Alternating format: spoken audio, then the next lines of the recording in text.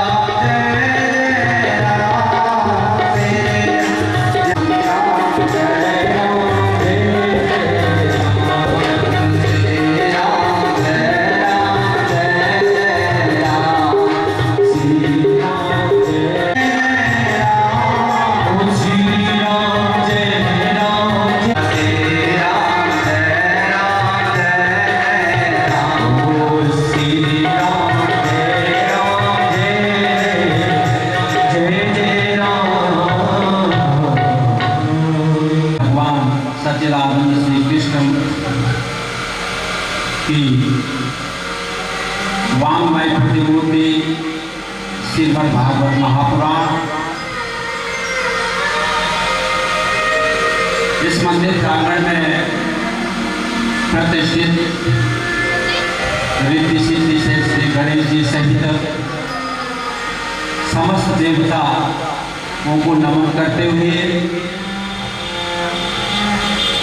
यज्ञ मंडप पर आवाहित समस्त इष्ट देवता, कुल देवता, ग्राम देवता, स्थान देवता, समस्त पितृ देवताओं को नमन करते हुए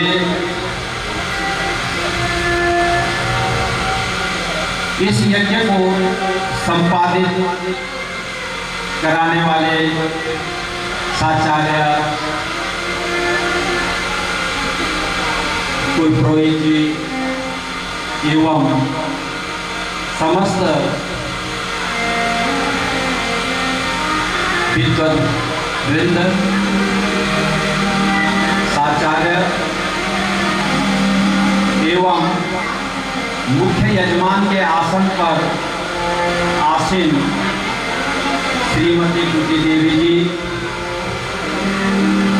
जो कि श्री स्वर्गीय सुखदेव जी रावत जी की धर्म पत्नी है, एवं उनके सुपुत्र श्री अमित रावत जी एवं उनकी धर्मपत्नी और श्री विजय सिंह रावत जी एवं उनकी श्रीमती एवं समस्त रावत परिवार और समस्त भक्तजन, भगवत कृपा दुरागी, माताएं एवं समस्त करता परमात्मा की परम कृपा से एवं समस्त पितृ देवताओं की भी असीम अनुकंपा से रावत परिवार के द्वारा आयोजित यह श्रीमद् भागवत कथा सप्ताह ज्ञान यज्ञ का आज प्रथम दिवस प्रातः यजमान परिवार के द्वारा आयोजित कलश यात्रा और आज प्रथम दिन होने के नाते आज थोड़ा विलंब से कथा का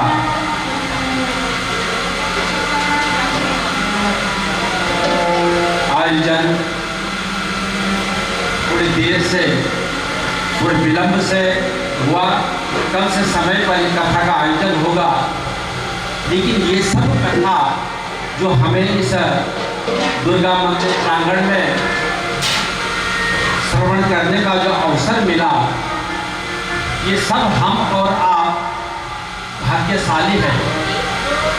रावत परिवार तो भाग्यशाली है ही,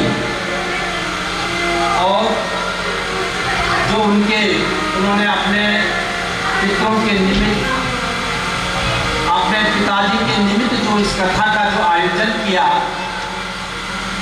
तो ये परिवार तो धन्य हुआ ही है। और ये सब कार्य उन पितरों की ही कृपा से, आशीर्वाद से ये आयोजन हुआ है। देखो, धन तो प्रत्येक आदमी के पास है आज के समय में, लेकिन वो धन कहाँ लग रहा है, उस धन की जो गति वो क्या हो रही है। तो जब कथा का आयोजन होता है, तो जब हमारे पितरों का हमारा जब पुण्य आगे आता है, तब कथा करवाने का जो है हमारे को अवसर प्राप्त होता है। हम भगवान को नमन करते हैं। क्यों करते हैं? सच्चिदानंद रूपाय विश्वोत्पत्त्यादि हेतवे तापत्रय विनाशाय श्री कृष्णाय वयं नमः। सच्चिदानंद रूपाय कैसे हैं भगवान? कहते सत्य, चित्त और आनंद।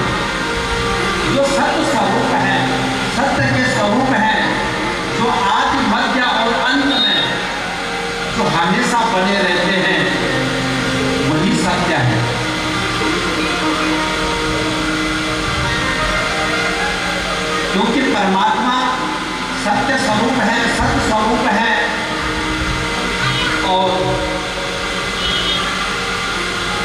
सत्य चित्त और आनंद चित्त यानी बुद्धि प्रकाश, वो प्रकाश स्वरूप है, जिसको कभी किसी से प्रकाश लेने की आवश्यकता नहीं पड़ती।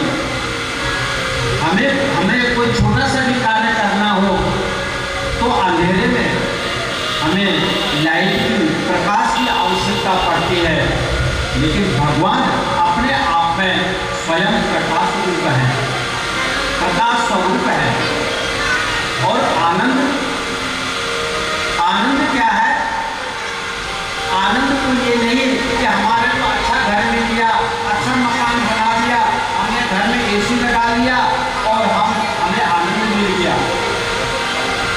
ये आनंद तो कुछ क्षण में हम घर से बाहर निकलते हैं तो हम भी परेशान हो जाते हैं, लेकिन आनंद क्या है? आनंद जो परमात्मा स्वरूप है।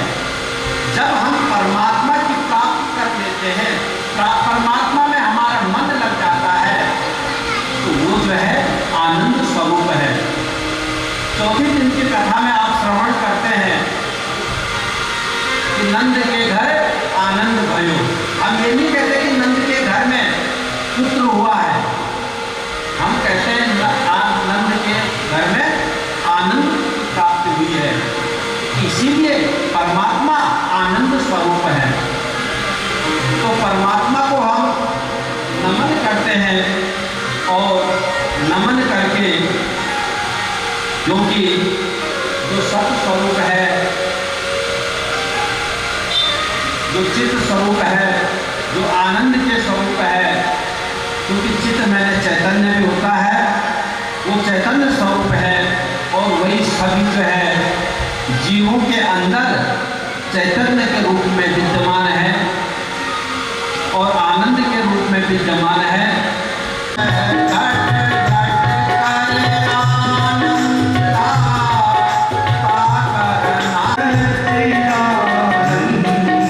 बोलो सच्चिदानंद भगवान की। अब आगे बताते हैं कि भगवान पर हम शांत बैठ करके परमात्मा का भजन कर सके, कोई यज्ञ कर सके, भगवान का नाम का चिंतन कर सके। उन्होंने जब इधर उधर देखा, कहीं उनको ऐसी भूमि नहीं मिली, तो उनके मन में विचार आया कि ये तो हमें ब्रह्मा जी ही बता सकते हैं। सभी संतों को लेकर के और सोमनाथ जो ऋषि हैं ब्रह्मा जी के पास में गए।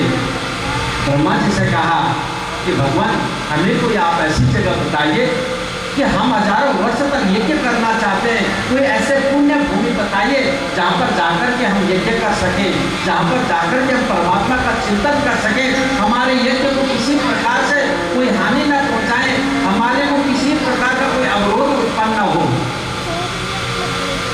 ब्रह्मा जी ने कहा कि ठीक है, तुमने भगवान के प्राप्ति के लिए, पुण्य को बढ़ाने के लिए यज्ञ की बात कही है, तो जाओ इस चक्र के पीछे पीछे जाओ, जहाँ ये चक्र रुक जाएगा वहाँ पर बैठ करके तुम परमात्मा का चिंतन करो, यज्ञ को करो। उस चक्र के पीछे पीछे चलने लगे संत।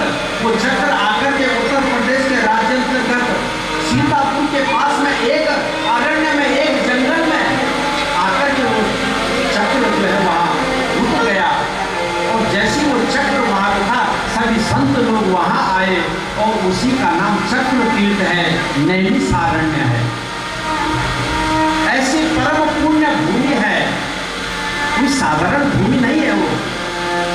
ये वही भूमि है जिस भूमि पर आकर के सतरूपा और मनु ने आकर के यज्ञ किया, और उस यज्ञ के द्वारा, उस तपस्या के द्वारा, उस तप के द्वारा वहां पर मनु और सतरूपा को परमात्मा की प्राप्ति हुई।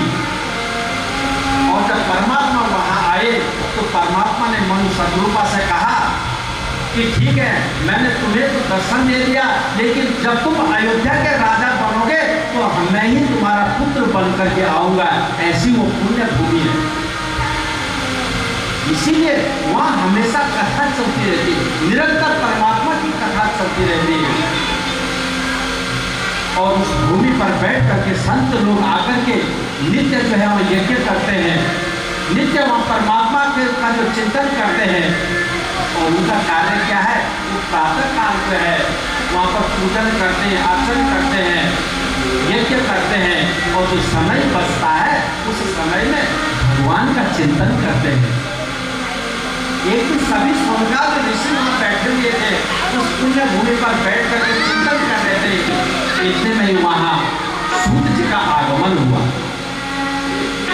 सूत जी वहाँ आए और जैसे सूत जी आए तो सोनकाद ऋषियों ने एकदम खड़े होकर के और सूत जी का वहाँ पर आदर किया, सत्कार किया। सभी ने खड़े होकर के प्रणाम किया। और जैसे सूत जी ने देखा ये सोनकाद ऋषि जिनके हजारों हजारों वर्ष जिनकी आयु है, ऐसे ऐसे संत हैं जिनके सामने कई युग बदल गए, कई युग बदल गए। और वो संत भी खड़े होकर के और आज सूत जी को नमन कर रहे हैं। और आकर के सूत जी को जैसे ही आए, सूत जी को एक आसन पर बैठाया और आसन पर बैठा करके सबका पूरा पूजन किया। और पूजन करके और कहा कि भगवान सूत जी आपके ऊपर बड़ी गुरु की बड़ी कृपा है।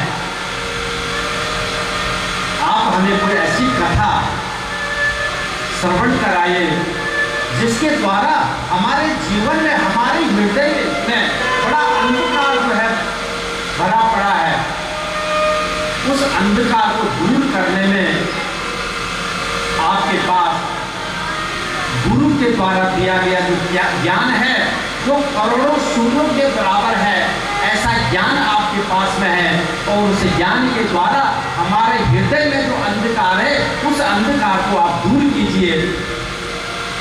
सूत जी बड़े प्रसन्न हुए। सूत जी ने कहा कि आप लोगों ने मेरा इतना सत्कार किया, मैं तो केवल 18 वर्ष का हूं और आपके हजारों हजारों वर्ष आयु है, और आपने हमारा स्वागत किया, मेरा स्वागत किया। मैं इस चीज से बड़ा आपके प्रति जो है जो भाव मैं ये रखता हूँ कि आपके द्वारा हमें ज्ञान प्राप्त करना चाहिए। लेकिन आपने हमें ये आदर दिया। तो सोनकाद ऋषि ने कहा कि सूत जी आप ऐसे क्यों कहते हैं? कहते कोई धन में बड़ा नहीं होता है, धन के द्वारा कोई अगर धन में बड़ा हो उसी की पूजा नहीं होती है। कहते धन वृद्धा बल वृद्धा आयु वृद्धा तथैव च। जब राजा परीक्षित को सूत्रताल में इस कथा का श्रवण करा रहे थे, जब परीक्षित को 7 दिन में तक्षक के द्वारा मरने का जब श्राप लगा,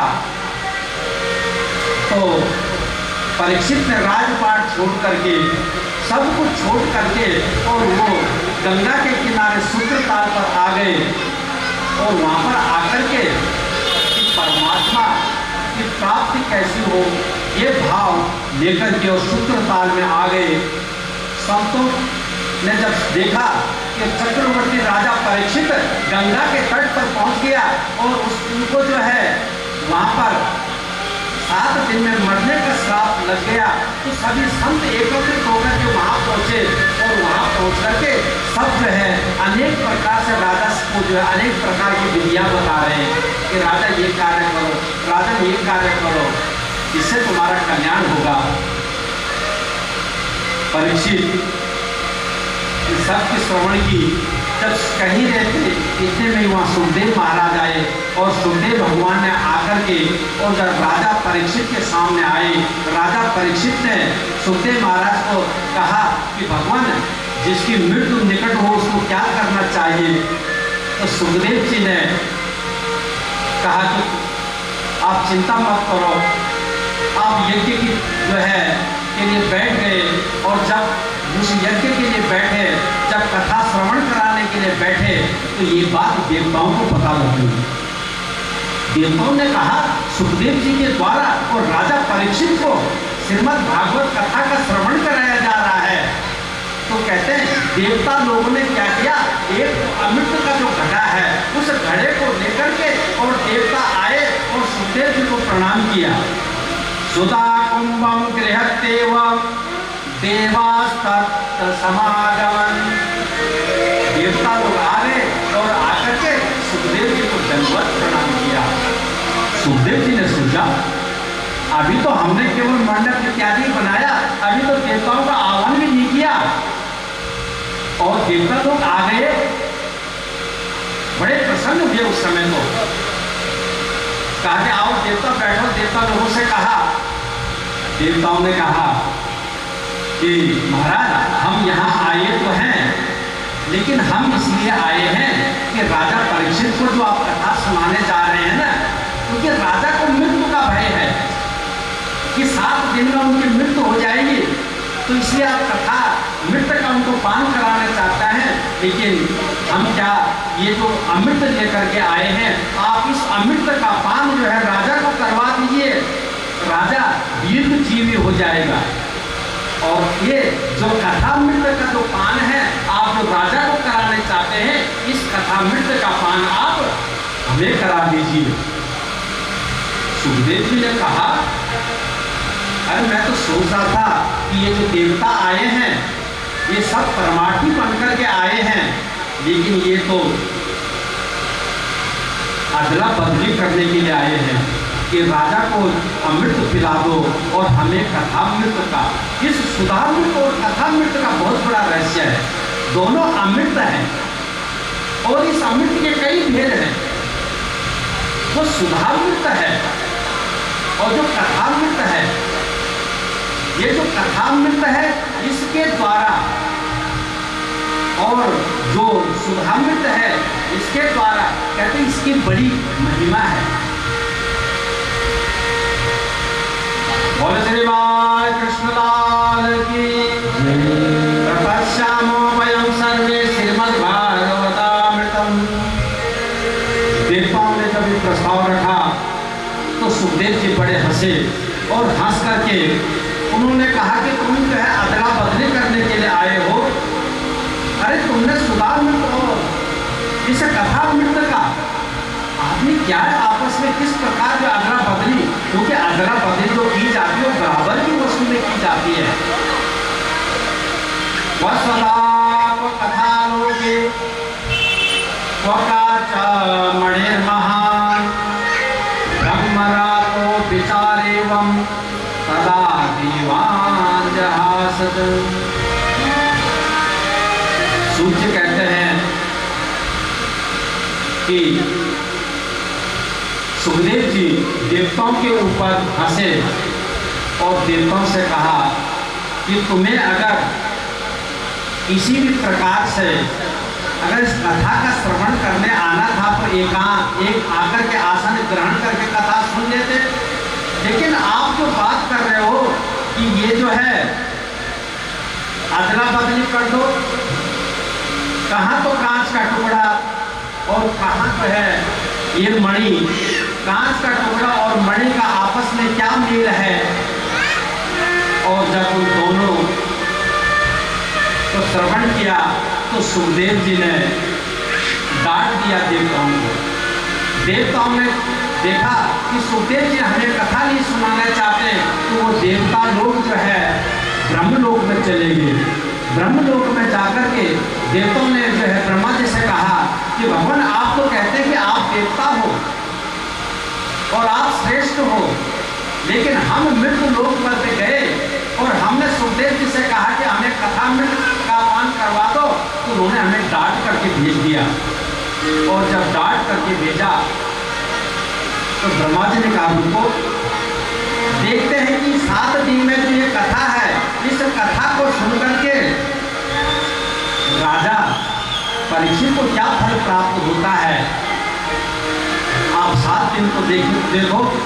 राज्यो मोक्षम तथा भिक्षा पुरा धाता पिस्मिता सत्यलोके तुलाम पत्वा तोलिया साधनाम जगह।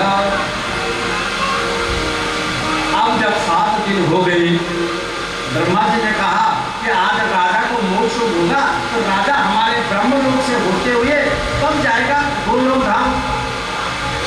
लेकिन जैसे ही राजा का मोक्ष हुआ तो राजा ब्रह्मलोक में नहीं गया, वो तो सीधा ही जो है भगवान का पार्षद का रूप धारण करके और सीधे जो है गोलोक धाम को गया, वैकुंठ धाम को गया। ब्रह्मा जी ने कहा इतना चमत्कार।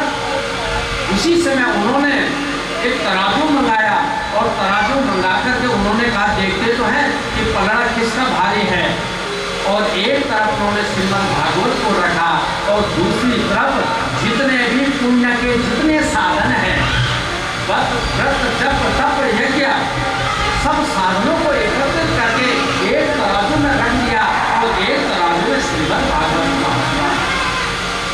जैसे ही रखा तो जो श्रीमद् भागवत महापुराण का जो पुण्य है, जो प्रताप है, जैसे उस पलड़े को देखा तो पलड़ा एकदम नीचा हो गया। जिसमें भार ज्यादा होगा वही तो नीचे आएगा। और जैसे ही ये देखा तो उसी समय ब्रह्मा जी ने देवताओं से कहा कि देख लिया, लवयन्नानि जातानि गौरवेण इदं महत् तथा ऋषिगणाः सर्वे विस्मयं परमं ययुः। और अभी तक वो केवल 5 वर्ष के ही हैं और केवल एक ही जप करते हैं, हरि शरणम हरि शरणम हरि शरणम। यही जब वो करते हैं। और जो चारों भाई हैं ना, उनको कथा, केवल कथा ही चाहिए। तो तीनों भाई, जब कोई कथावाचक नहीं मिलता है तो वो क्या करते हैं, 3 भाई श्रवण करते हैं, एक भाई सुनाता है। जब उसको भी सुनने की इच्छा हो तो दूसरा भाई गद्दी पर बैठ जाता है, फिर वो सुनाते हैं। वो यही कार्य करते हैं। तो एक बार जब उनकी सत्संग करने की इच्छा थी तो वो बद्रीनाथ धाम में भ्रमण कर रहे थे। और जब बद्रीनाथ धाम में भ्रमण कर रहे थे, इतने में दूर से आते हुए उन्होंने नारद जी को देखा। और जैसे ही नारद जी को देखा बड़े प्रसन्न हुए, बड़े हर्षित हुए कि आज नारद जी आ रहे हैं, आज बड़ा अच्छा सत्संग होगा, बड़ा ज्ञान प्राप्त होगा। बड़े प्रसन्न हुए और जाकर के उधर से नारद जी जो है उनकी ओर दौड़ रहे हैं और चारों भाई सनत कुमार जो नारद जी की ओर आ रहे हैं। और जब सामने देखा तो नारद जी की ओर देखा तो नारद जी का मन उदास था। जो मुंह पे जो तेज था वो कम हो रखा था। और नारद जी को देखते ही चारों भाइयों ने एक एक प्रश्न कर दिया। कथम ब्रह्मं दीन दुखा कुतश्चिन्तातुरो भवान् त्वरितं गम्यते पुत्रः पुत्रश्चागमनं तव। नारद जी महाराज, आपका ये मुख इस प्रकार क्यों लटका हुआ है, क्यों उदास हो, आपको क्या चिंता सता रही है? आप तो संत हैं। अरे लोग तो कहते हैं कि जो एक बार नारद जी को देख लेता है, जिसको एक बार नारद जी मिल जाते हैं उसको तो परमात्मा मिल जाता है। और जो आपको एक बार आपका मुख देख देखता है वो तो वैसे ही प्रसन्न हो जाता है। और आज आपका ही मुंह लटका हुआ है। और इतने दौड़े दौड़े कहाँ जा रहे हो, कौन सा भंडारा छोड़ रहा है? आप तो हमेशा परमात्मा के का नाम का गुणगान करते रहते हो, लेकिन आज जो है आपका मन इस प्रकार उदास है कि आपका जो है गत वित्तो यथा कि आपका जो है धन चला गया हो। किसी कृपण का जब कोई धन चला जाता है तो कहते वो उदास हो जाता है। आपका कौन सा धन है? अरे आपने किसने क्या छीन लिया है? क्योंकि जो संतों का जो धन है, आप संतों को आपके पास जाओ, महात्माओं के पास में जाओ, वृंदावन में जाकर के जाओ तो संत का जो धन है वो क्या है? हमारो धन राधा श्री राधा श्री राधा, हमारो धन राधा श्री राधा श्री राधा, राधा श्री राधा श्री राधा, हमारो धन राधा श्री राधा श्री राधा, जीवन राधा राधा राधा राधा, जीवन राधा राधा राधा राधा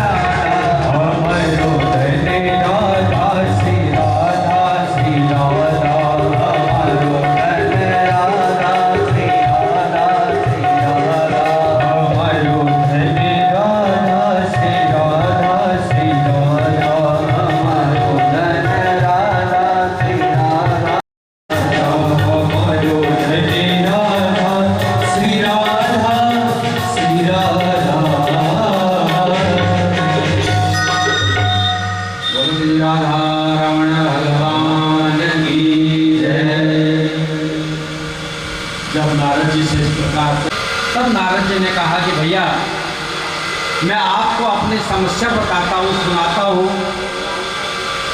कहते मैं इस संसार में सत्संग की इच्छा के लिए मैं इस संसार में आया।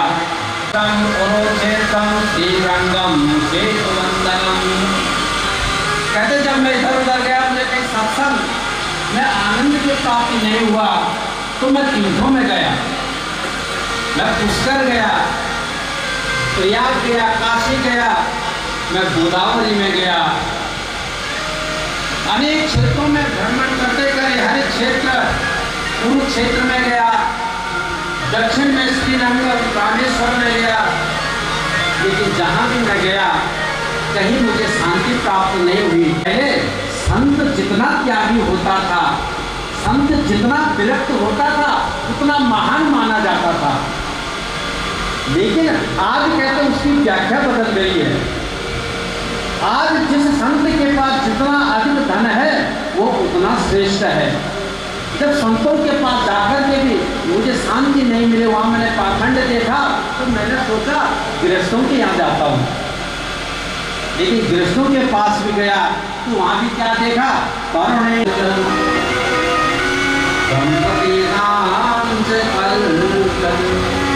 कहते क्या देखा मैंने। कहते जब मैं गृहस्थों के पास में गया तो वहां जाकर के देखता हूँ कि घर में बड़े बुजुर्ग सब बैठे हुए हैं और वहां अगर कोई सलाह लेनी हो ना तो सलाह लेने के लिए कहते माता पिताओं से नहीं पूछा जाता है। कहते क्या किया जाता है। आपको क्या बताऊं कि मैं तो दक्षिण भारत में मैं पैदा हुई, कर्नाटक में बड़ी हुई और महाराष्ट्र आदि कुछ प्रदेशों में आकर के मेरा बहुत जगह बहुत प्रकार से मेरा मान हुआ, सम्मान हुआ। लेकिन कई ऐसे प्रदेश भी हैं जिन प्रदेश में आकर के पाखंडियों के द्वारा मैं खंडित हुई और मुझे पीड़ित होकर के उन प्रदेशों से भागना पड़ा। लेकिन उन प्रदेशों से जैसे मैं आगे आई, वृंदावनम पुनः प्राप्त नवीनेव स्वरूपिणो, मैं इस वृंदावन में आई। लेकिन इस वृंदावन में आकर के क्या हुआ कि मेरा जो शरीर है, क्योंकि माँ तो वृद्ध होने चाहिए और बच्चे तो जवान होने चाहिए, लेकिन यहाँ पे वृद्ध हो गया। मैं आकर के यहाँ तो जवान हो गई, मैं नवयौवना हो गई। लेकिन मेरे जो दोनों पुत्र हैं ये कौन है, ज्ञान और वैराग्य है। और ये दोनों पुत्र जो है यहाँ आकर के बूढ़े हो गए हैं। अब बताओ मैं आप क्या बताऊँ आपको, मैं इसी दुख से दुखित हूँ। और ये जितनी स्त्रियाँ ये आपको दिखाई दे रही हैं ये सब जो है देवियाँ हैं, ये सब नदियाँ हैं, गंगा इत्यादि नदियाँ हैं। सभी तीर्थ आकर के जो है आकर के ये सब मेरी सेवा कर रही हैं। और इसी चीज़ से मैं दुखी हूँ। और यदि मेरा कोई जल्दी कोई समाधान नहीं मिला ना, यदम स्थानम परित्यज्य विदेशो गते मया। कहते नारद जी मैं आपको बताता हूँ, यदि मेरी कोई समस्या का जल्दी हल नहीं हुआ तो मैं ये सब छोड़ करके, भारतवर्ष छोड़ करके विदेश में चली जाऊँ। आज यही हो रहा है। जो हमारे योग्य बालक हैं, बच्चे हैं, जब उनको योग्यता प्राप्त हुई है, जब यहाँ देखते हैं कि हमारे कोई देखा या हमारी योग्यता का कोई जो है हमें फल प्राप्त नहीं होता है, तो उन्हें छोड़ छोड़ करके विदेश की तरफ उनका मन बढ़ रहा है। तो ये सब जब नारद जी ने सुना, नारद जी तुरंत समझ गए कि ये तो ठीक नहीं है। अगर ये विदेश चली गई है तो इस भारतवर्ष का क्या होगा, क्योंकि इस भारत का ये जो है भगवान का हृदय है। और नारद जी ने कहा माता आप ऐसे मत सोचो, मैं शीघ्र जो है आपको इसका उपाय बताता हूँ। क्योंकि ये कोई साधारण जगह नहीं है जहाँ आप बैठे हो। कहते हैं कि सतयुग द्वापर और त्रेता में तो आप इस भारतवर्ष में बड़े आनंद के साथ में थी। भगवान यहाँ पर थे और आप स्वयं यहाँ पर, भगवान जब यहाँ पर थे तो बड़े आनंद के साथ में आप रह रही हैं। और अब जैसे ये सदाचार यहाँ से लुप्त होता जा रहा है तो आज आप कह रही हो विदेश में चली जाऊंगी। तो माता जी आप ऐसा मत करें, क्योंकि ये जो कलयुग जब से आया है, इस कलयुग में जो आजकल आपको इतना जो यज्ञ इत्यादि कथा इत्यादि जो थोड़ी बहुत दिखाई भी दे रहा है, जो पुण्य करते हुए दिखाई भी दे रहा है, ये न लोग सदाचार योग मार्ग तथा विचार कि ये जो आपको दिखाई दे रही है पुण्य कथा इत्यादि जो है आपको जो मिल रहे हैं, कहते हैं आगे आगे जैसे कलयुग आएगा ये सब भी समाप्त हो जाएगा। वर्षे वर्षे क्रमा जाता मंगलम ना दृश्यते, किसी भी प्रकार का कोई मंगल आपको दिखाई नहीं देगा। और जब ये सब कहा तो नारद जी ने कहा कि आप चिंता मत कीजिए। नारद जी ने कहा कि मैं अवश्य जो है आपको, आपके जो पुत्र हैं इनकी जो जर्जर हालत है मैं उपाय करता हूँ और इसके द्वारा जो है आपको शीघ्र जो है आप प्रसन्न हो जाएंगी। वहाँ पर नारद जी ने अनेक प्रकार से, अनेक तो पुण्य है, यज्ञ है, दान की परिभाषा है, ये सब तो बताए, लेकिन साथ साथ में चारों वेदों को जो है नारद जी ने श्रवण कराया, वेदों को श्रवण कराया, श्रीमद् भगवत गीता का पाठ किया और उस गीता का पाठ श्रवण करा करके, और जैसे ही उन्होंने गीता का पाठ श्रवण कराया थोड़ी देर के लिए उनमें जान आती है, थोड़े से उठते हैं और फिर जैसे ही फिर जो है फिर धड़ाम से नीचे गिर जाते हैं। जब इस प्रकार नारद जी ने देखा कि इनको चेतना तो आती है लेकिन थोड़ी देर बाद वो चेतना समाप्त हो जाती है, तो नारद जी ने कहा ये क्या होगा, कैसे होगा, बड़े परेशान हुए। और नारद जी ने जब देखा बड़े परेशान हुए, नारद जी ने कहा अब क्या करूं, कैसे करूं। इतने में ही एक आकाशवाणी हुई, क्योंकि बार बार जो है नारद जी ने तो गीता इत्यादि का पाठ किया और बार बार उनको चेतना आती है और बार बार वो फिर जो है गिर जाते हैं। तो उतने में आकाशवाणी हुई और उस आकाशवाणी के द्वारा व्योमवाणी तदेवानुभून मारे से किचनातामिति उद्यमा सफले स्तेयम भविष्यति न संशयः। आकाशवाणी ने दिशा निर्देश दिया कि नारद जी उद्यम करो, आपको सफलता अवश्य मिलेगी। नारद जी ने पूछा क्या करूं? आकाशवाणी ने कहा हे तत्कर्म सत्कर्मम सुरक्षित समाचरः। नारद जी सत्कर्म करो। जब नारद जी ने कहा सत्कर्म, अभी तक जो ये कर रहा था ये क्या कर रहा था? क्या गीता का पाठ सत्कर्म नहीं है? जो मैं ये वेदों का पाठ उनको श्रवण करा रहा था कोई ये सत्कर्म नहीं है? जब नारद जी ने इस प्रकार कहा कि क्या कहते हैं, फिर तो आकाशवाणी ने कहा कोई संत जो है तुम्हें सत्कर्म के बारे में बताया, तो उन्होंने संतों के पास जाना प्रारंभ किया। जब अनेक संतों के पास जाते हैं कुछ संत तो नारद जी को प्रणाम करने लगते हैं, तो नारद जी आप हमें क्या पूछ रहे हो? नारद जी कहते हैं कि सत्कर्म क्या होता है, सत्कर्म के बारे में बताइए। संत लोग कहते हैं नारद जी क्यों हमारी मजाक उड़ा रहे हैं, आप तो भगवान के यहाँ भी दौड़े दौड़े जाते हो, एक पल में भगवान के ब्रह्म लोक को चले जाओ, दूसरे लोक में विष्णु लोक को चले जाते हो, शिव लोक में चले जाते हो। नारद जी आप कोई साधारण है क्या? अरे आप तो सबसे बड़े ज्ञानी हैं, आपके ज्ञान से ही जो है ध्रुव को जो है एक छोटी सी अवस्था में केवल 6 महीने के तप में ध्रुव लोक प्राप्त हो गया, भगवान नारायण प्राप्त हो गए। आपने प्रहलाद को ज्ञान दिया तो प्रहलाद को भगवान नरसिंह की प्राप्ति हो गई, और आप जो है हमें पूछ रहे सत्कर्म क्या हो गया? नारद जी फिर आगे बढ़ते हैं, बड़े बड़े मठों पे जाते हैं। बड़े बड़े संतों ने जब सुना कि नारद जी आ रहे हैं, वो अपने शिष्यों से कह देते हैं कि नारद जी यहाँ आएंगे, अरे हमारा बड़ा नाम है। और नारद जी ने हमें कुछ पूछ लिया और हम बता नहीं पाए, तो हमारी जो प्रशंसा है, जो हमारे संसार में जो हमारा नाम है, वो नाम जो कम हो जाता है तो अपने शिष्यों से कहते हैं कि आप नारद जी से कह दो कि हमारा आजकल मूल धारण चल रहा है। और सनकादि कहते हैं कि भगवान की कथा हमेशा श्रवण योग्य है, हमेशा सुननी चाहिए। कभी ये नहीं कहना चाहिए कि मैंने अभी पिछले महीने ही तो कथा सुनी है। कहते कथा को जितनी बार सुनोगे उतने जो है आपको हर बार वो नवीनता लगेगी, नई लगेगी। इसीलिए बार बार सुनने का प्रयास करो।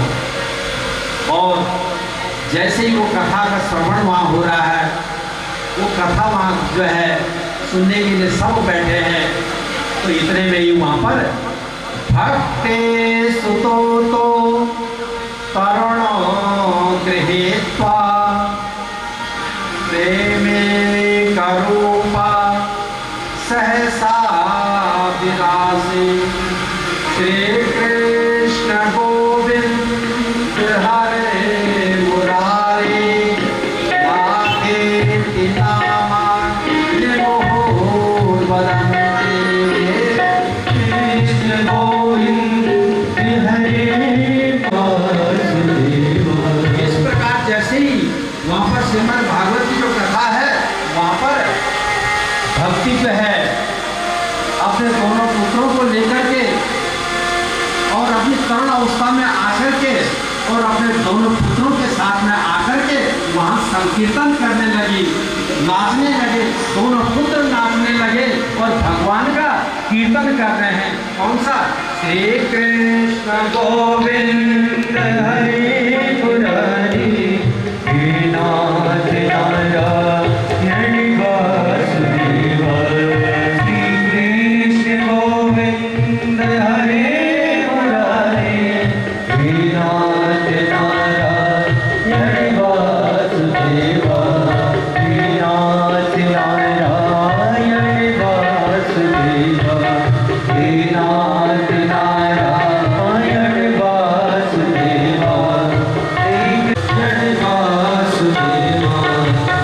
नाथ नारायण वासुदेव।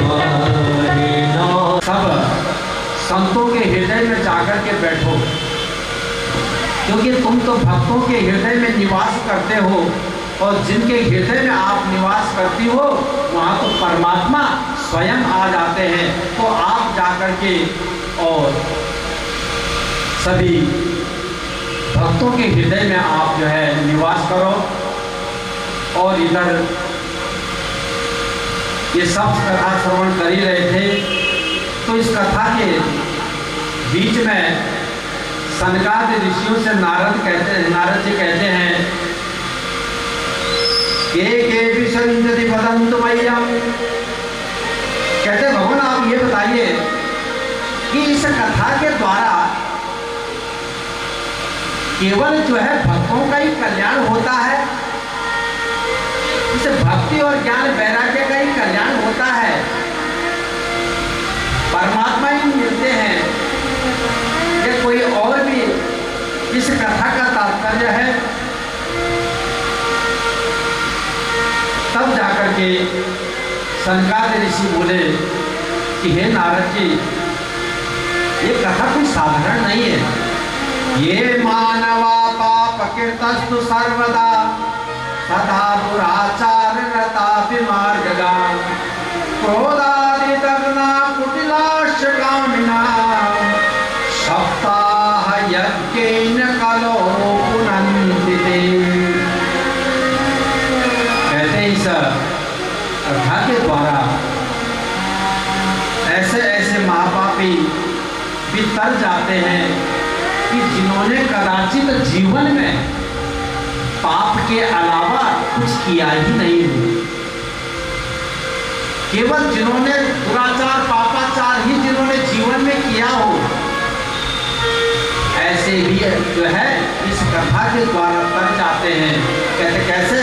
कहते किसी ने दुराचार पापाचार कितना भी किया हो और करने के बाद उसने कभी कथा भी नहीं सुनी हो, कभी मंदिर भी नहीं गया हो, कभी कोई पूजन भी नहीं किया हो, और यदि जो है वो मर जाता है और उसके बाद में उसके निमित्त जो है, उसके पुत्र इत्यादि परिवार जन जो है, उसके निमित्त यदि कथा श्रीमद् भागवत सप्ताह ज्ञान यज्ञ का आयोजन करते हैं तो उसको भी जो है परमात्मा अपने पास बुला लेते हैं, उसको परमात्मा मिल जाते हैं और परमात्मा अपने लोक में जो है उसको रख लेते हैं।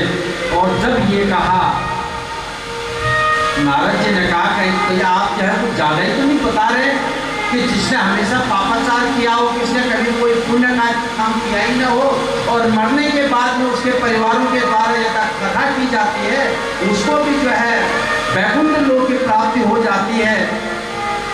ये तो कहते मेरे समझ में नहीं आया। तो संत कहते हैं कि मैं आपको एक जो है इतिहास बताता हूँ, जो सत्य घटना है उसको मैं आपको बताता हूँ, आप उसको सुनो और तब जाकर के गोकर्ण का उपाख्यान जो है यहाँ पर सनकादि ऋषियों ने श्रवण कराया।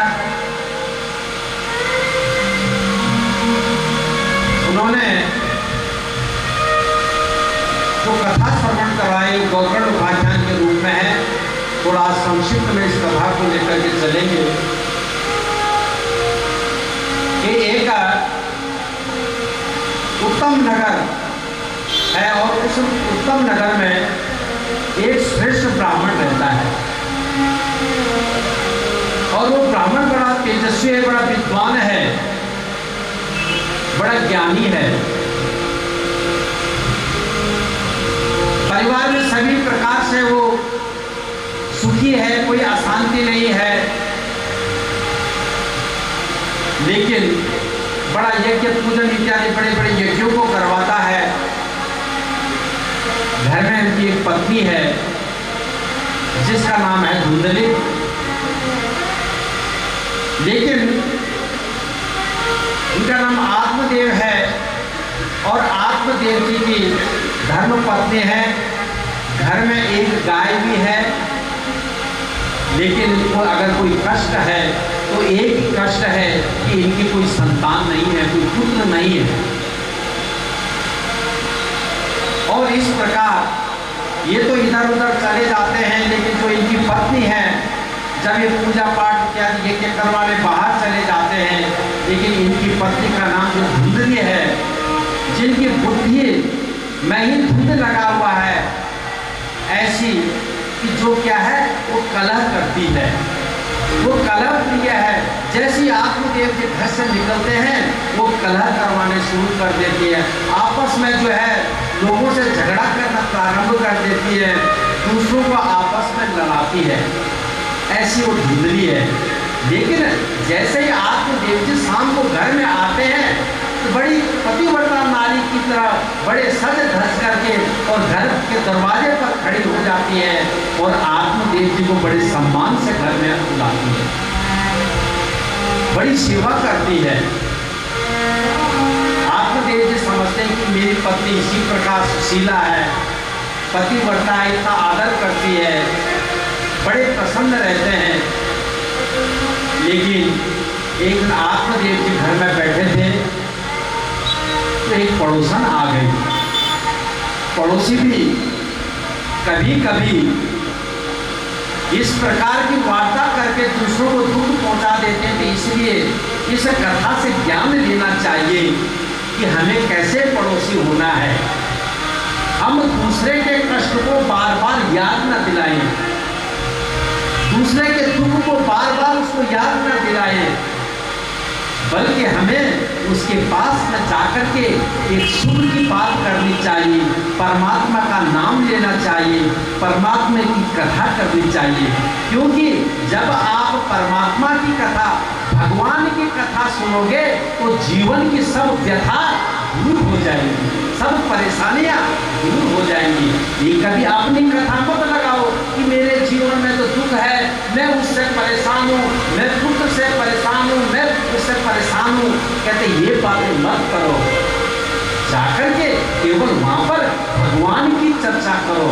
और जब भगवान की चर्चा करोगे तो समझो एक दिन जो दुख है, जो व्यथा है, उस कथा से अपने आप समाप्त हो जाएगी। लेकिन जब आत्मदेव जी बैठे हुए थे तो आत्मदेव जी को जब देखा पड़ोसियों ने तो आ गई। आत्मदेव जी से कहते हैं, पंडित जी को प्रणाम किया, कहा महाराज हम क्या देखते हैं आपके घर में जो तुलसी है ना, यह आए दिन ये सूख जाती है। आप हर हफ्ते नई तुलसी का पौधा लाते हो, उस पौधा को लगाते हैं और वो पौधा सूख जाता है। मैं बार बार देखती रहती हूँ। महाराज मैं आपको क्या बताऊं, मैं एक और बात है, आपके यहाँ जो 6-7 साल से जो गाय है ना, इस गाय ने भी एक बार भी बछड़ा नहीं दिया। इस गाय ने भी कोई बछड़ा नहीं दिया। मैं सोचती हूँ कि क्यों हुआ। लेकिन हाँ पंडित जी, महाराज मैं आपको बताऊं, हो सकता है ये इसलिए जो तुलसी सूखती होगी, इसलिए इस गाय के द्वारा कोई बछड़ा, कोई वत्स नहीं हुआ, कोई बछड़ा नहीं उत्पन्न हुआ, क्योंकि आपके यहाँ कोई संतान नहीं है, कोई पुत्र नहीं है। अब जब 1-2 बार ये बातें अनेक पड़ोसियों ने आकर के उनको कहा तो उनको बड़ा दुख हुआ और दुखी होकर के उन्होंने उस दिन मन में सोचा कि मेरा पुत्र न होने के कारण इतना कष्ट है। पड़ोसी भी आकर के मुझे बार बार सुना रहे हैं। तो उनका मन व्यथित हुआ और उन्होंने सोचा कि यहाँ रहना बेकार है और उन्होंने सोचा कि इस संसार को त्याग देना ही श्रेष्ठ है और वो वन की ओर चले गए, जंगल की ओर चले गए। जंगल में जाकर के नदी के तट पर उन्होंने गए, नदी में से जल लिया, हाथ मुंह धोया और एक वृक्ष के नीचे बैठ गए। जब वृक्ष के नीचे बैठे तो सोचे कि मैं यहाँ आया हूँ, मैं ये सोच करके आया हूँ कि मैं शरीर को छोड़ दूंगा क्योंकि मेरी कोई संतान नहीं है। रोने लगे, बड़े चिंतित हुए। जब वो रो ही रहे थे, रोते रोते जब उनको दूर से एक संत ने देखा, क्योंकि संत हृदय नवनीत समाना, जो संतों का जो हृदय होता है बड़ा कोमल होता है। जैसे संत ने सोचा कि ये इसलिए रो रहा है क्योंकि जो ब्राह्मण थे मस्तिष्क पे बड़ा तेज था, उस तेज को देख करके संत ने कहा है तो बड़ा योग्य, बड़ा श्रेष्ठ है, तपस्वी लगता है। लेकिन ये इसलिए रो रहे होंगे कि इनको भगवान अभी नहीं मिले। ये रो रहे होंगे कि भगवान कैसे मिलेंगे। संत ने कहा मुझे इनके पास जाना चाहिए और इनके पास जाकर के और मैं आज इनको बताता हूँ कि भगवान कैसे प्राप्त होते हैं, कैसे मिलेंगे। संत जैसे नजदीक गए, संत ने कहा कथम रोदसे विप्रत्वम काते चिंता बलीयसी भजत्वम सद्वरम मह्यम स्वस्य दुःखस्य कारणम। जैसे ही जो है आत्मदेव जी ने संत की ओर देखा, संत को देख करके संत के चरणों में गिर पड़े और संतों के चरणों में गिर करके और रोने लगे। संत ने कहा कथम रोदसे विप्रत्वम, हे ब्राह्मण आप क्यों रो रहे हो, आपको क्या चिंता है, आप मुझे विस्तार पूर्वक बताओ तो मैं तुम्हारे दुखों का नाश कर दूंगा। अपना दुख का जो कारण है मुझे बताओ कि क्यों रो रहे हो।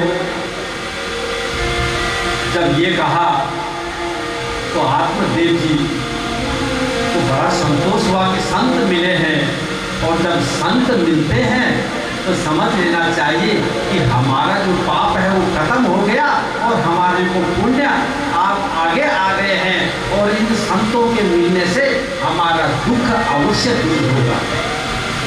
संत को प्रणाम करके और आत्मदेव जी ने अपनी सारी जो व्यथा है वो आज उस संत को कह दी। संत को जब कहा तो संत बड़े सोचने लगे, मैं तो सोचता था ये ब्राह्मण है और भगवान की प्राप्ति के लिए रो रहा है, अरे ये तो संसार के लिए ही रो रहा है कि मुझे पुत्र की प्राप्ति हो। ब्राह्मण को समझाया, आत्मदेव जी को समझाया कि जो है तुम बच्चे के लिए रोते हो, अरे ये पुत्र की तुम जिस पुत्र के लिए तुम रो रहे हो? तुम्हें पता कि राजा सगर के 60,000 पुत्र थे। उन्होंने राजा सगर को क्या सुख दिया? अरे जैसे ही जो है उस सगर के पुत्रों ने जाकर के कपिल मुनि के आश्रम में जाकर के, और जब कपिल मुनि की ओर वहां पर अपशब्द कहने लगे तो कपिल मुनि के जैसी जो है नेत्र खुले तो उसके द्वारा सारे पुत्र भस्म हो गए। अरे उनके उद्धार के लिए राजा की 4-4, 5-5 पीढ़ियां लग गई, लेकिन जो है गंगा को नहीं ला पाए। अंत में भगीरथ ने तपस्या की तो गंगा के द्वारा ही उन सब पुत्रों का उद्धार हुआ। तुमने राजा जो है अंग के बारे में सुना होगा कि राजा अंग बड़ा जो है तपस्वी था, बड़ा धर्म का पालन करने वाला था, लेकिन उनका पुत्र हुआ तो कौन हुआ? कहते बेन हुआ। और बेन जो है ने क्या आतंक मचाया, बेन ने किस प्रकार जो है अपने पिता को परेशान किया। पिता ने राजकाज छोड़ करके जंगल में चले गए, बेन स्वयं राजा बना और राजा बन करके जो है संतों से कहा कि तुम जो है किसी भगवान की पूजा नहीं करोगे, पूजा करनी है तो मेरी करो। उसने कितनी पीड़ा पहुंचाई। तुम पुत्र की बात करते हो, अरे किसका पुत्र किसको क्या सुख देता है? तुम जो है संतान की चिंता मत करो, तुम इन बच्चों के लिए पुत्र पुत्रों के लिए मत रो। तब आपको देव जी ने कहा कि आप तो संत हैं, आप तो ये ज्ञान दे रहे हैं। अरे महाराज आपको क्या पता कि गृहस्थ में कितना बड़ा सुख है कि जब छोटे छोटे बच्चे घर में उत्पन्न होते हैं, घर में आते हैं, जब वो पापा पापा मम्मी मम्मी दादा दादा पुकारते हैं तो कितना आनंद आता है। ऐसा लगता है कि आज ये अमृत जो है हमें ही प्राप्त हो गया। और तुम्हें क्या मालूम कि क्या कान है वो गाय के कान की तरह है। और जैसे ही सर्वांग सुंदरम दिव्यम निर्मलम कनकप्रभम, कहते उनके जो कान है वो गाय के समान है। और इस प्रकार जब देखा तो आज जो है बहुत प्रसन्न हुए आत्मदेव जी। भाग्योदय गुना जाता आत्मदेवस्य पश्यता देना बाला प्रसुस्तु देव रूपे कौतुकम। सबने आकर के आत्मदेव जी को भी बधाई दी कि विधाता की बड़ी कृपा हुई। अरे जब कहते भगवान देता है तो छप्पर फाड़ करके देता है। अरे आत्मदेव जी क्या 2-2 पुत्र हो गए। कहते एक तो उनकी पत्नी के द्वारा हुआ और गाय ने भी एक पुत्र की जो है प्राप्ति करवाई। बोलो गोकर्ण भगवान की।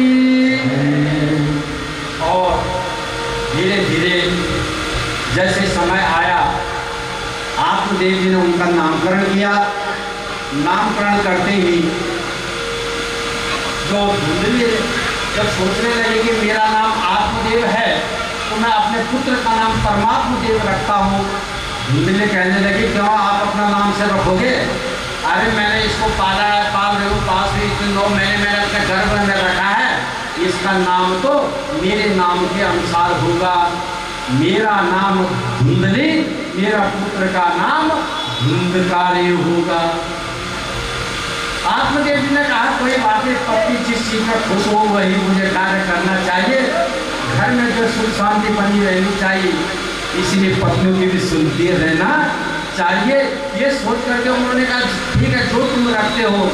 और आत्मदेव जी ने कहा कि ठीक है अब तुमने इसका नाम तो रख लिया, लेकिन अब ये जो बालक गाय के द्वारा जो प्राप्त हुआ है इसका नाम मैं रखता हूँ।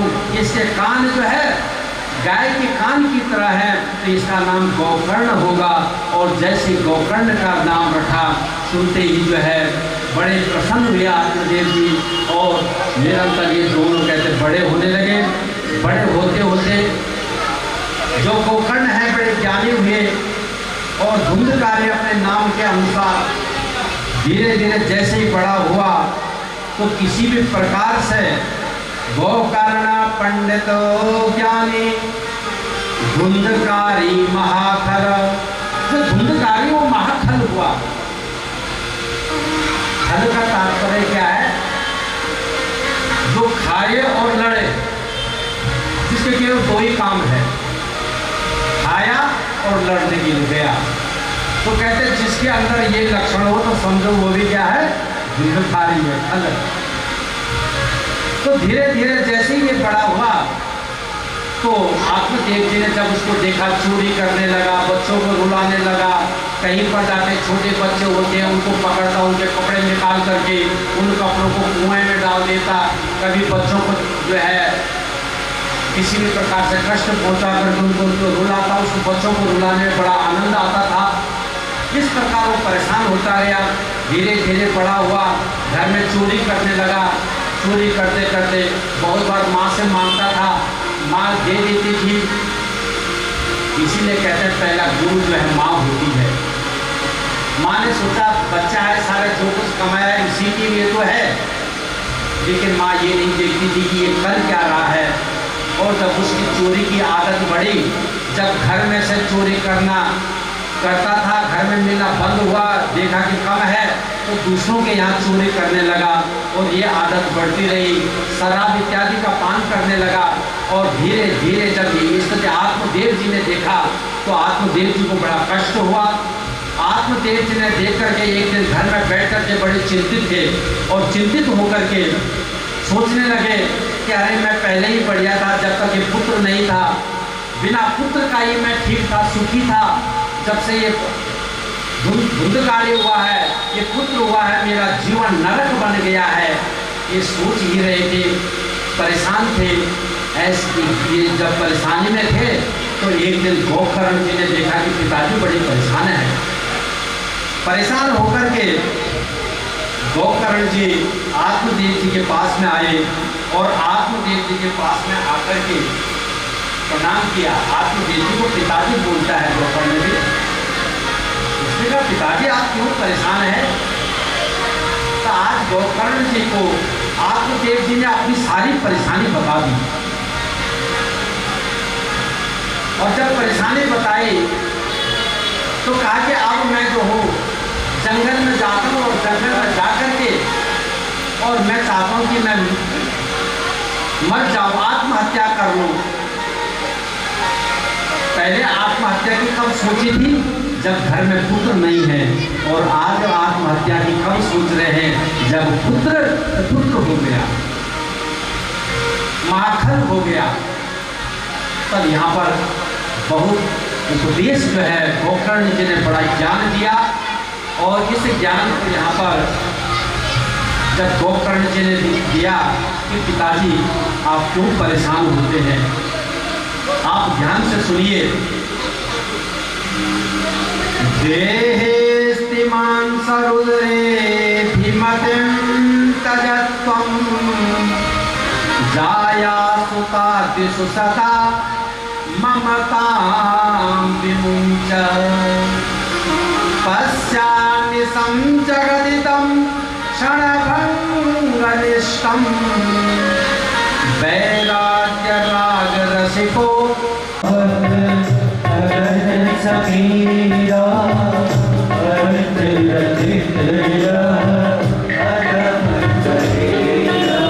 कहते ही जो शरीर है, ये शरीर पंच भौतिक शरीर है, इस घर में रखता है। जिस शरीर से हम इतना प्यार करते हैं कि ये पत्नी कहती है मेरा पति है, पुत्र कहता है मेरा पिता है, इतना बने हुए हैं। और जब तक समझो इस शरीर से तुम संसार वालों की सेवा करते रहोगे ना, तो हर कोई तुमसे इसलिए चाहेगा, इसलिए कि तुम उनकी इच्छाओं की पूर्ति कर रहे हो। लेकिन कभी आपने देखा कि जब ये शरीर जो है जब रोगी हो जाता है या 80-85 साल से भी ऊपर हो जाता है, तो वही पुत्र बोलता तुमसे आराम से खाया नहीं जाता, चुप बैठ करके नहीं रह सकते हो।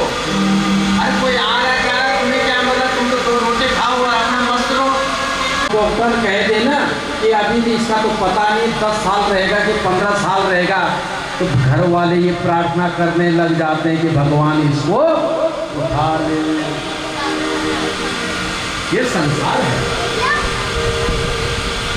इसीलिए इस अहंता की और इस ममता को का चिंतन करते रहोगे तो समझ लेना कि तुम्हारे को परमात्मा की प्राप्ति हो जाएगी। इसलिए अनेक प्रकार का ज्ञान यहाँ पर जो है दिया, और ये ज्ञान श्रवण करके और आत्मदेव जी बड़े प्रसन्न हुए और उन्होंने उस ज्ञान का जो है अपने जीवन में लिया। श्रीमद् भागवत का 10वां स्कंद का पाठ करते करते स्वयं जब हरिद्वार चले गए, भगवान श्रीमद् भागवत का जो चिंतन किया, पाठ करते और उस पाठ के बाद भगवान का चिंतन करे और इस चिंतन के द्वारा वो परमात्मा को प्राप्त हो। आत्मदेव जी जंगल में चले गए, इधर धुंधली ने आत्महत्या कर दी। अब बच गए कौन? गोकर्ण। अब गोकर्ण जी ने कहा माता भी गई और पिताजी भी गए, पिताजी तो जंगल में गए और माता जी गए कुएं में, अब नंबर किसका है? अब नंबर कहते हैं मेरा ही है, इससे पहले ही मुझे भी यहाँ से निकल लेना चाहिए। और आत्मदेव जी तो गए, इधर जो है गोकर्ण जी ने कहा कि भैया ऐसा करता हूँ, मेरा मन कर रहा है कि मुझे तीर्थ यात्रा पर जाना है, मुझे इच्छा हो रही है कि मैं काशी इत्यादि तीर्थ यात्रा पर चला जाता हूँ, बहुत समय हो गया मैंने तीर्थों के दर्शन नहीं किए। धुंधकारी का भैया बहुत उत्तम बात है, बहुत अच्छा सोचा आपने, आप जाओ, आप तीर्थ यात्रा पर जाओ। अब जो है धुंधली क्या हो गया, धुंधकारी क्या हो गया, स्वतंत्र हो गया कि अब मुझे कोई रोकने वाला नहीं, कोई मेरे से लड़ने वाला नहीं, मुझे कोई रोकने वाला नहीं, मुझे अब किसी का डर है नहीं, ये सोच करके। और आज जो है धुंधकारी ने 5 वैश्याओं को लिया है, क्योंकि पहले वो स्वयं जाता था वैश्याओं के पास। अब उसने कहा मुझे क्या करना, वैश्याओं के पास जाकर के घर में कोई टोकने वाला नहीं, तो 5 वैश्याओं को ले आया। और काम क्या था? चोरी करना। पहले तो घर में चोरी करता, फिर बाहर वालों के यहाँ चोरी करने लगा, और जब देखा कि उससे भी जब उसका जो इच्छा जब पूरी नहीं हुई तो एक दिन उसने राजा के यहाँ चोरी कर दी। राजकोष से बहुत धन जो है चुरा करके ले आया और राजकोष से धन लाया और धन ला करके उन 5 वैश्याओं को दे दिया। वैश्याओं ने कहा लगता है ये तो धन है ना, ये तो राजकोष का धन है, बहुत सारा सोना है। अरे किसी दिन अगर ये पकड़ा गया, अगर राजा के सिपाहियों ने इसको पकड़ लिया तो इससे पूछेंगे धन कहाँ है, तो ये कहावत जो मैंने इनको देता था, इसके साथ साथ हम भी पकड़े जाएंगे और हमें भी जेल में डाल देंगे। इसलिए एक काम करते हैं, आप 500 वैश्यों ने क्या योजना बनाई, कहते हैं ऐसा करते हैं कि आज जब ये धन इत्यादि और लाएगा ना, तो इसको जो है हम मदिरा पान कराएंगे, इसको रात में जो है मदिरा पान खिलाएंगे, खूब खिलाएंगे और मदिरा पान इतना करवा देंगे, इतनी शराब पिला देंगे, तो शराब पिलाने के बाद में आज इसको यही हम मार देंगे। तो वैश्याओं ने क्या किया, मदिरा पान करवाया, इतना पिलाया कि उसको होश नहीं, चारपाई पर लेटा दिया, चारपाई पर लेटा करके उसको चारपाई पे ही बांध दिया। जब चारपाई पर बांध दिया, उसके मुंह में अनेक प्रकार से कपड़े ठूसे कि इसकी सांस बंद हो जाए, लेकिन वो भी बलशाली था, लेकिन उसकी सांस जो है नहीं गई। उन्होंने सोचा क्या कहे तो मर नहीं रहा है, इतने में जाकर के वो अंगारे लाते हैं और अंगारे ला करके और उन अंगारों को धुंधकारी के मुंह में डाल देते हैं। और धुंधकारी बड़ा तड़पता है और तड़पते हुए धीरे धीरे जो है और वहीं पर धुंधकारी की मृत्यु हो जाती है। अब वैश्याओं ने सोचा इसका क्या किया जाए, उन्होंने वहीं जो है उसको दफना दिया, घर के अंदर ही जो है खड्डा खोदा वहाँ उसको दफना दिया और दफना करके और एक साथ जाएंगे तो लोग कहेंगे कि कहाँ गया, तो एक एक करके वो निकलने लग गए धन को लेकर के। और जब वो जो है भाग गई तो गांव वालों ने सोचा बढ़िया हुआ वो कहीं चला गया, किसी को पता तो नहीं कि मार दिया। लेकिन बहुत समय तक जब नहीं दिखा, वैशाली में चली गई, तो इधर जो है पता चला कि धुंधकारी मर गया। तो गया में पहुंचे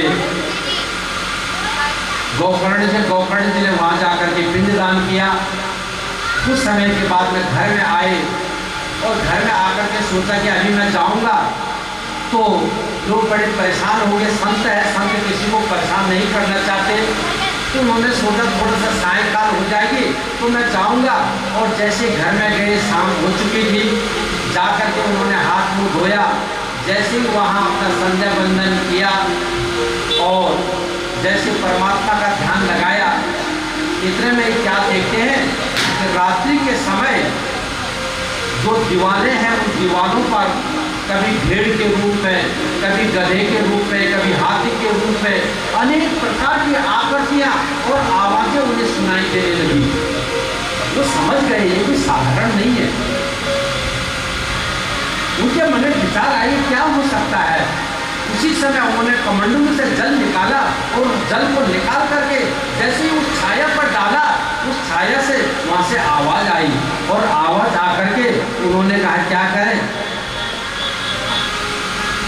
कहते अहम भ्राता तदेयोस्मे धुंधिकारेति नामतः। हाथ जोड़कर के प्रणाम किया।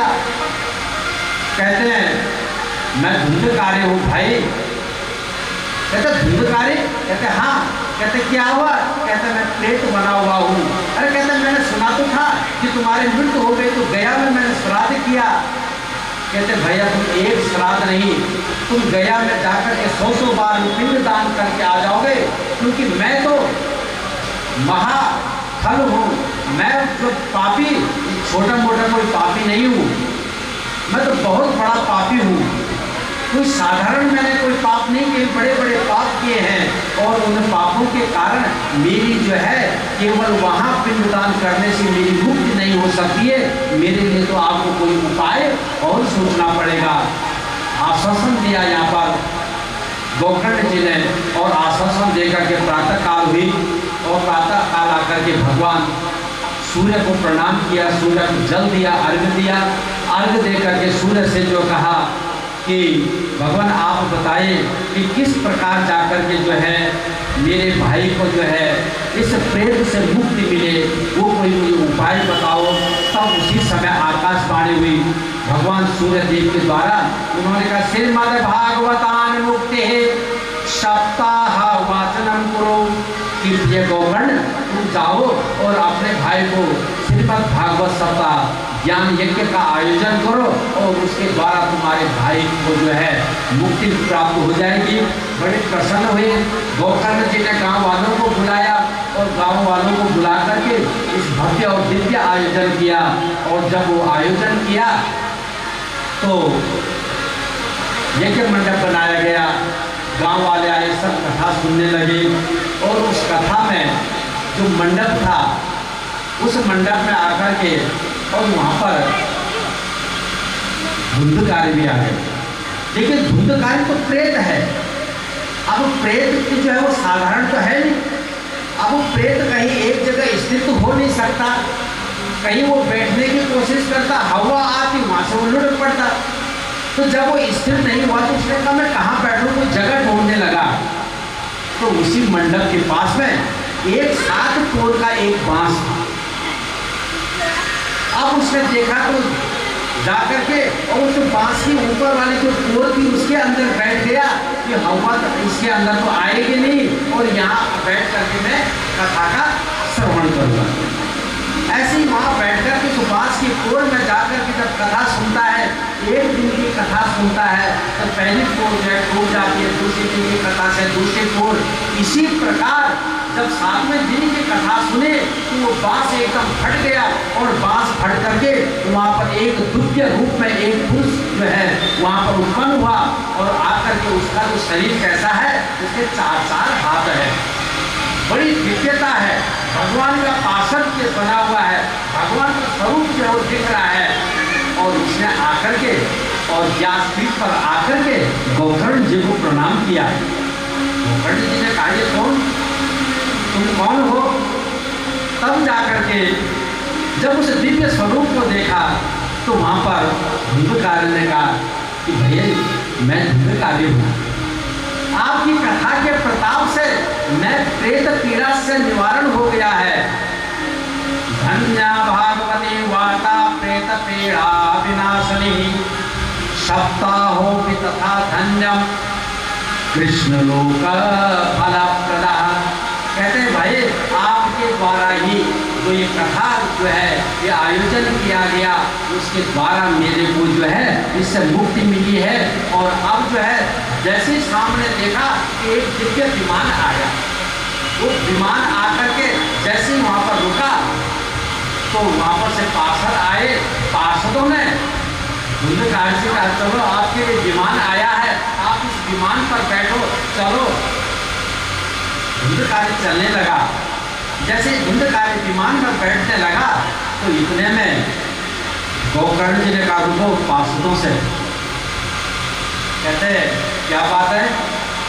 कहते इस कथा जो सुनी है ना, ये समस्त ग्रामवासियों ने सुनी है और तुम एक ही विमान लाए और केवल जो धुंधकारी को लेकर के तुम जा रहे हो। तब यहाँ पर उन पार्षदों ने कहा कि ये कथा श्रवण का भेद है कि जिस इच्छा से जो कथा सुनता है उसको उसी प्रकार का फल प्राप्त होता है। लेकिन उस कथा के बाद भी जो ये विमान आया है इसमें फल आपको बताएं। कहते क्या है? कहते हैं कि जो लोग इतने गांव वाले कथा सुनने आए हैं ना, ये लोग तो आते हैं, कथा सुनते हैं, प्रसाद को प्राप्त किया, घर गए, अपने कामों पर लगा गए। कोई घर में जा कर के कहता है तो पंडित जी ने बड़े अच्छे चुटकुले सुनाए। कोई कहता नहीं कथा तो बहुत बढ़िया हो रही थी लेकिन वहाँ गर्मी बहुत है। कोई कहते घर में जाकर अनेक प्रकार की कहते बातों में लगे रहते। कोई बच्चे की सेवा में लगा, कोई पति की सेवा में लगा है। घर में जाकर के कोई ये चिंता नहीं करता कि भगवान की कितनी अच्छी लीला है, भगवान ने किस किस का उद्धार किया, कोई नहीं करता है। लेकिन कहते धुंधकारी ने एक भी दिन कोई अन्न इत्यादि ग्रहण नहीं किया। दिन भर जो कथा चलती है वो कथा सुनता है और रात भर भगवान का चिंतन करता है, भगवान की कथाओं का रहस्य का ज्ञान प्राप्त करता है। उसी चिंतन करते करते उसका मन परमात्मा में चला गया और भगवान प्रसन्न होकर के और उसको जो है पीड़ा का निवारण करते। बोले श्री बाल कृष्ण लाल की। फिर जो है जब ये ज्ञान दिया तो गोकर्ण जी ने कहा कि ठीक है मैं अगली जो कथा करूँगा, गांव वालों से कहा कि मैं अगली कथा करूँगा। सब जो है ये सोच करके आना कि हमें भगवान की प्राप्ति हो, हमें भगवान के लोक को प्राप्त करना है। और इसी प्रकार आकर के फिर जो है गोकर्ण जी ने पुनः जो श्रीमद् भागवत कथा का आयोजन किया। गांव वालों ने आकर के कथा का श्रवण किया और अंत में कहते जब कथा की समाप्ति हुई जितने श्रोता थे उतने विमान आ गए और जब विमान आ गए सब श्रोता उसमें बैठ करके जा रहे हैं। भगवान कहते स्वयं प्रकट हुए और भगवान ने गोकर्ण जी को अब जो है अपने हृदय से लगाया। कृष्ण गोविंद गोपाल हरि बोल, कृष्ण गोविंद गोपाल हरि बोल, कृष्ण गोविंद गोपाल हरि बोल, कृष्ण गोविंद गोपाल हरि बोल। मिलो जन्म अनमोल, मिलो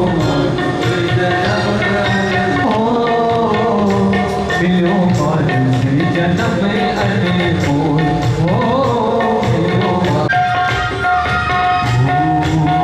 बड़ा भाग सी नर तर आई, बड़ा भाग सी नर तर बोल, मोह माया से जरा बोल, मिलो जन्म अनमोल।